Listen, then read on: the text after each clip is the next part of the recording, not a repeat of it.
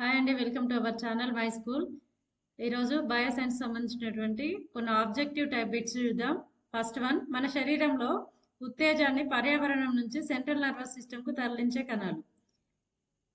Stimulus ని కేంద్ర నాడీ వ్యవస్థకు తరలించే కణాలు. ఆప్షన్ ఏ కండర కణాలు, ఆప్షన్ బి నాడీ కణాలు, ఆప్షన్ సి ఎపిథీలియల్ కణాలు, ఆప్షన్ డి రక్త కణాలు. ఆన్సర్ వచ్చేసి ఆప్షన్ బి నాడీ కణాలు. సెకండ్ వన్, ఫోటోసింథసిస్ ప్రక్రియ జరిగే భాగం. ఆప్షన్ ఏ కణద్రవ్యం, option B mitochondria, option C chloroplast, option D Golgi body. Answer option C chloroplast. Chloroplast అంటే హరిత రేణువు. నెక్స్ట్ వన్, డిఎన్ఏ యొక్క పూర్తి రూపం. ఆప్షన్ బి డిఆక్సీ రైబోన్యూక్లిక్ ఆమ్లం. ఆన్సర్. నెక్స్ట్ వన్, వృక్ష కణాల్లో ఉన్న ప్రత్యేక కణాంగం. Option A centriole, option B lysosome, option C cell wall, option D cilia. వృక్ష కణాల్లో ఉండేటటువంటి కణాంగం సెల్ వాల్. సెల్ వాల్ అంటే కణకవచం. కణకవచం అనేది వృక్ష కణాల్లో మాత్రమే ఉంటుంది, జంతు కణాల్లో కణకవచం ఉండదు. ఇక్కడ సెంట్రియోల్ ఉంది చూడండి. ఈ సెంట్రియోల్ యొక్క ప్రత్యేకత ఏంటంటే సెంట్రియోల్ అనేది జంతు కణంలో ఉంటుంది, వృక్ష కణంలో ఉండదు. ఉష్ణరక్త జీవులు క్రింది వాటిలో ఏవి? ఉష్ణరక్త జీవులు అంటే వాతావరణ ఉష్ణోగ్రతతో సంబంధం లేకుండా వాటి యొక్క శరీర ఉష్ణోగ్రతను స్థిరంగా ఉంచుకునే జీవులని ఉష్ణరక్త జీవులు అంటారు. ఇక్కడ ఆప్షన్ చూడండి. ఆప్షన్ ఏ చేపలు, ఆప్షన్ బి ఉభయచరాలు, ఆప్షన్ సి పక్షులు, ఆప్షన్ డి కప్పలు. ఆన్సర్ వచ్చేసి ఆప్షన్ సి పక్షులు. పక్షులు మరియు క్షీరదాల్లో రక్తం అనేది ఉష్ణ రక్తం ఉంటుంది. అంటే ఉష్ణ రక్త జీవులకు ఉదాహరణ పక్షులు, క్షీరదాలు.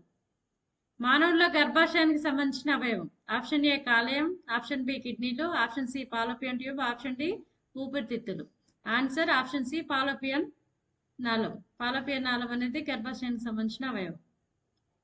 నెక్స్ట్ వన్, పెర్ను మొక్కలు ఏ గుంపుకు చెందుతాయి? Thallophyta, bryophyta, pteridophyta, gymnosperms. Fern మొక్కలు అనేవి టెరిడోఫైట్స్ కాబట్టి answer option C. Plasma membrane ముఖ్య ఫంక్షన్. ఆప్షన్ ఏ కణానికి ఆకారాన్ని నియంత్రించడం, ఆప్షన్ బి జీవ కణాన్ని బలంగా ఉంచడం, ఆప్షన్ సి పదార్థాల రాకపోకలు నియంత్రించడం, ఆప్షన్ డి శ్వాసక్రియ నిర్వహించడం. ఆన్సర్ వచ్చేసి ఆప్షన్ సి పదార్థాల రాకపోకలను నియంత్రించడం. ప్లాస్మా పొర అనేది విచక్షణ త్వచం. ఇది కణంలోనికి ఏదైనా పదార్థం ప్రవేశించాలన్నా, కణంలో నుంచి ఏదైనా పదార్థం బయటికి రావాలన్నా అది ప్లాస్మా పొర ద్వారానే జరుగుతుంది. కాబట్టి దీన్ని విచక్షణ పొర లేదా విచక్షణ స్థరం అని పిలుస్తాం. నెక్స్ట్ వన్, మానవ శరీరంలో ఎర్ర రక్త కణాలు ఉత్పత్తి అయ్యే స్థలం. ఆప్షన్ ఏ కాలేయం, option B bone marrow, option C ప్లీహం, ఆప్షన్ డి థైమస్ గ్రంథి. Answer option B bone marrow. మానవులలో అత్యధిక జీర్ణక్రియ జరిగే అవయవం. ఆప్షన్ ఏ నోరు, ఆప్షన్ బి కాలేయం, ఆప్షన్ సి చిన్న పేగు, ఆప్షన్ డి పెద్ద పేగు. ఆన్సర్ వచ్చేసి ఆప్షన్ సి చిన్న పేగు. ఫోటోసింథసిస్ కి అవసరమైన pigment. Option A melanin, option B haemoglobin, option C chlorophyll, option D మళ్ళీ మెలనిన్ ఇచ్చాడు ఇక్కడ. దీంట్లో ఆన్సర్ వచ్చేసి ఫోటోసింథసిస్ కి అవసరమైనటువంటి పిగ్మెంట్ క్లోరోఫిల్, పత్ర హరితం. కాబట్టి ఆప్షన్ సి ఆన్సర్. మానవ గుండె ఎన్ని ఛాంబర్లను కలిగి ఉంటుంది? అంటే ఎన్ని గదులను కలిగి ఉంటుంది? Option A 2, option B 3, option C 4, option D 5. Answer 4 గదుల హృదయం. మానవుని యొక్క గుండెలో 4 గదుల హృదయం ఉంటుంది. చేప యొక్క గుండెలో అయితే 2 గదుల హృదయం ఉంటుంది. అదేవిధంగా ఉభయచరాల గుండెలో 3 గదుల హృదయం ఉంటుంది. సరీసృపాల హృదయంలో అసంపూర్తిగా విభజన చెందిన 4 గదుల హృదయం ఉంటుంది. బొద్దింకలో హృదయంలో ఉండే గదుల సంఖ్య 13. రక్తంలో ఆక్సిజన్ మోసే పదార్థం.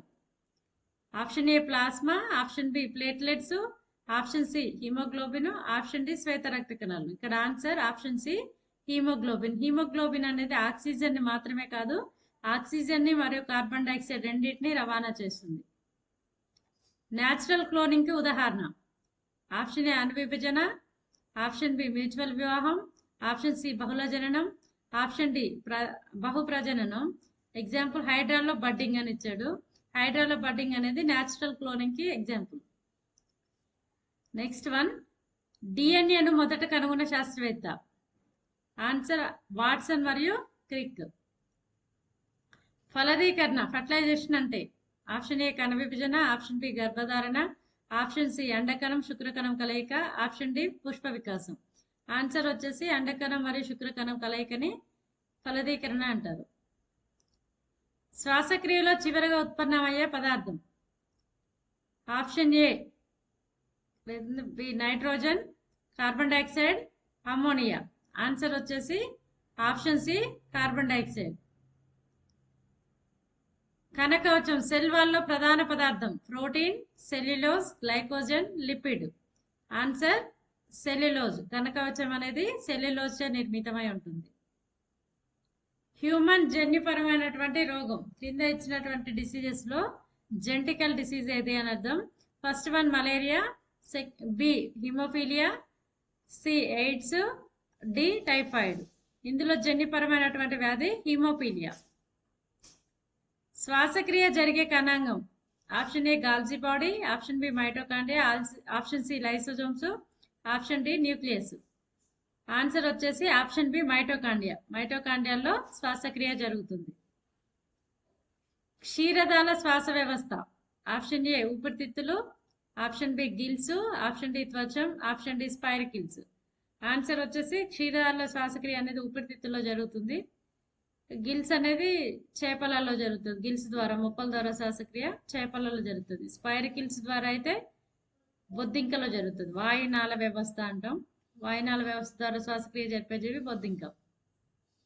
మన శరీరంలో అతిపెద్ద గ్రంథి option A liver, option B చిన్నపేగు, ఆప్షన్ సి మూత్రపిండం, ఆప్షన్ డి ఊపిరితిత్తులు. ఆన్సర్ వచ్చేసి ఆప్షన్ ఏ లివర్. కండరాల రకాల్లో నియంత్రిత కండరాలు హృదయ కండరాలు, నాడీ కండరాలు, ఎముక కండరాలు, అంతర్గత అవయవాల కండరాలు. ఇక్కడ ఆన్సర్ చూడండి, నియంత్రిత కండరాలు అన్నాడు, లేదా రేఖిత కండరాలు. రేఖిత కండరాలన్నా సంకల్పిత కండరాలన్నా నియంత్రిత కండరాలన్నా ఒకటే. ఇక్కడ ఇచ్చిన కండరాలలో నియంత్రిత కండరాలు అయితే ఎముకల కండరాలు. ఈ ఎముకలకు ఉండేటటువంటి కండరాలు అనేవి మెదడు యొక్క ఆధీనంలో ఉంటాయి. కాళ్ళు చేతులలో ఉండే కండరాలు వీటికి ఉదాహరణ.